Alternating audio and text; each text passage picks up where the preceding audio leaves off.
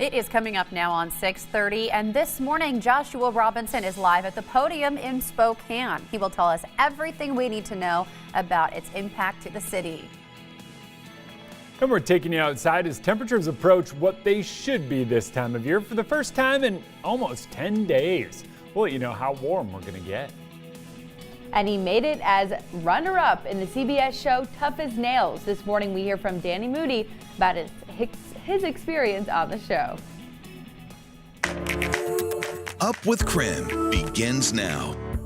Well, good morning. Welcome back to Up with KREM, and it's a big story in Spokane. Spokane's new sports arena will host the U.S. Indoor Track and Field Championships. And this morning, Joshua Robinson is live in downtown Spokane at the podium. Coming up in a few minutes, we'll hear from him on other events the facility can hold once construction is complete. And this morning, Dana Marie McNichol will be joining us with a look at a new CBS show, Tough as Nails. But first, we do want to get a look at the conditions outside with Jeremy Legoo. Hi, Jeremy. Good morning. And we are going to take you out to Coeur d'Alene right now, where it's snowing. And you got a little bit of low-hanging cloud cover, and that snow is still covering the ground. But boy, is it beautiful early on today. Just soak it in for a second. But we got to talk temps, so let's go ahead and do it in 3, 2, 1. 24 degrees in Coeur d'Alene. Sometimes you just got to sell the drama. 23 here in Spokane as well. Same up in Sandpoint. A little bit cooler over in Moses Lake and Wenatchee early on today. We've all got clouds, but that's clouds for now. You saw that Sandpoint already starting to see some breaks in those clouds, and we'll get in on that a little bit later. I think before noon we should start to see some sunshine, and by this afternoon it's all about the sun. Oh man, I'm going to get out and enjoy it, and I highly recommend you do the same, because tomorrow clouds are back in the forecast, and so is the chance of snow. Well, it does look like it waits until after dark, and most of us should be home by then. But for now, just know this. This 34 degrees you see right there, I think if we get a little more sunshine, could be 35. And if we hit 35, or if we hit 34, or if we hit 33, it's the warmest we've been since all the way back on February 7th. And Jen, I'm no math whiz, but today's the 17th. And if you do a little math, that basically means it's 10 days. Ooh, yeah, I've been feeling it, Jeremy. That's for sure. Oh, yeah, no doubt about it. Tim.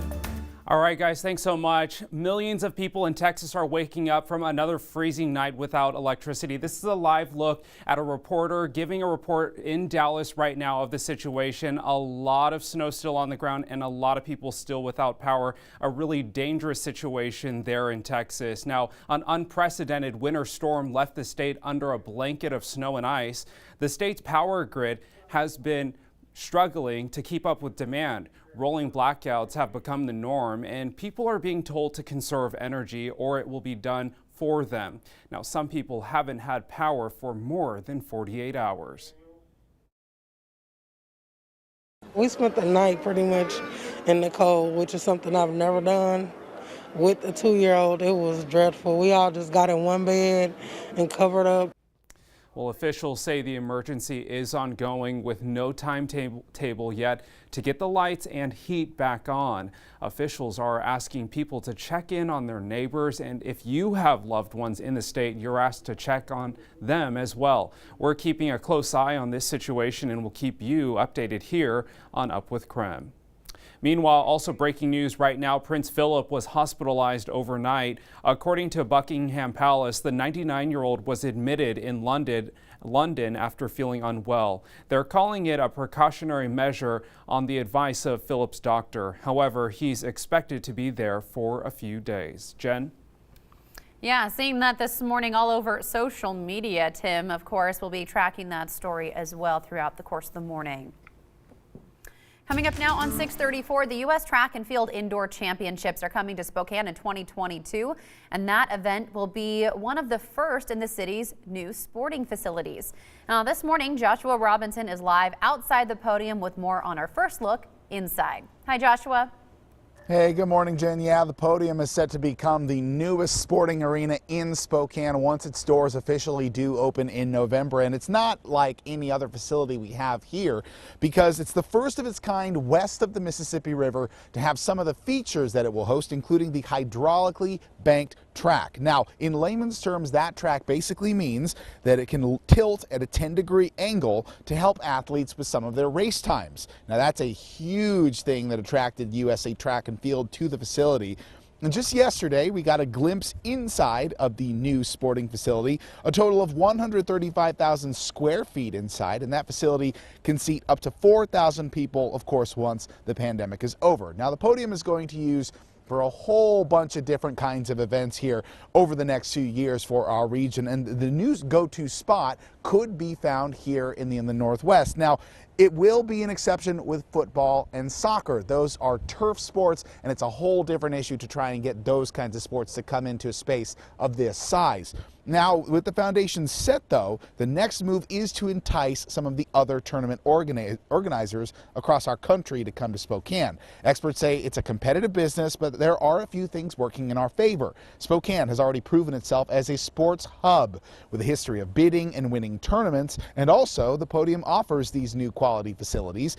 And officials say that that's the key to winning some new events compared to similar sized markets. Now, we can look across the state towards Tri-Cities and Yakima, where we can see they are excelling and bringing in new revenue in a similar way after investing in their own facilities.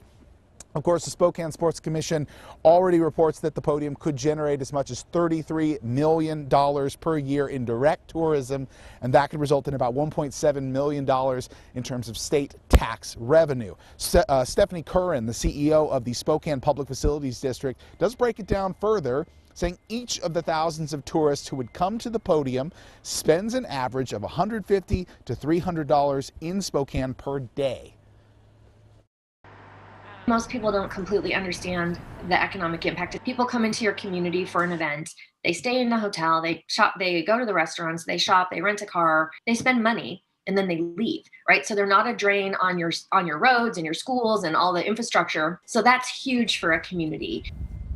And the Podium will allow for more new jobs as well once its doors officially open. Now, back here live, we have a really cool view of the front side of the Podium here. It casts a really impressive look out over the riverfront area. Of course, we can expect to see this developed a little bit more as construction continues.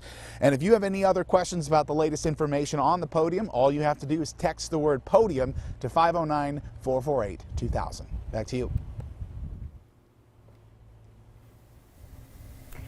Thanks, Joshua, for that awesome update. Looking forward to it. We're going to take a look at what's trending online this morning. Well, we first introduced you to Danny Moody when he was on Tough as Nails. It premiered back in July. You can see him there right behind me.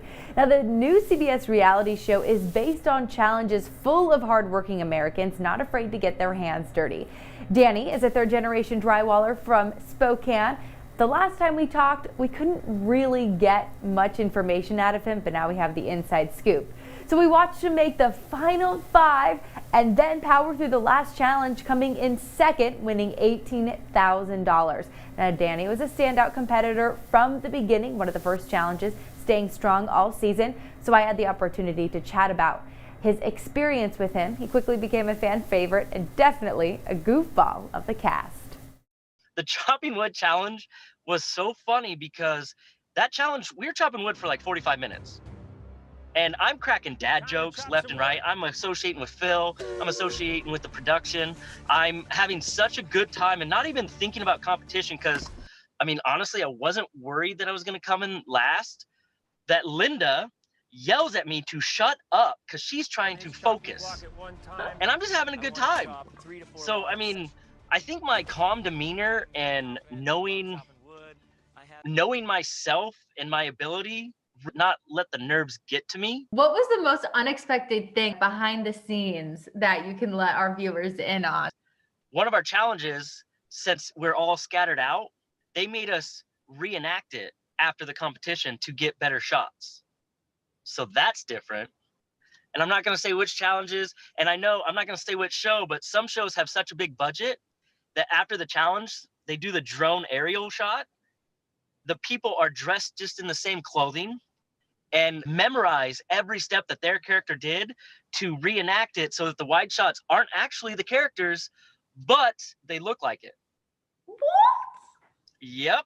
Reality TV is not full reality. Would you ever do Survivor on CBN? In a heartbeat. In a heartbeat. Survivor, I know, is filming in May. Let's do this.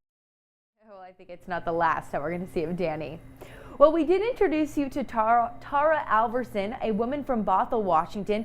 She now lives on a tugboat in Alaska. Well, now she's actually competing on the show's second season, which premiered last week. You can tune into the next episode of Tough as Nails to cheer on Tara tonight on KREM 2 at 8 p.m. What a cool show, Jen. I got a couple of the episodes when Danny was on it, and let me tell you, it is addicting. Yeah, and good luck to him. I think it speaks volumes for our area. We have a lot of tough folks here in the Inland Northwest, so very cool. We do, and I just love that Tara is a female in a male-dominated field and killing it and so strong and someone excited to watch. Yeah, that's awesome. All right, Dana Marie, thank you so much for bringing us that story. It is 6:40 now. Well, this morning we know minority populations are disproportionately impacted by the pandemic. And this weekend, Black leaders in our community are talking about the impact here in Spokane.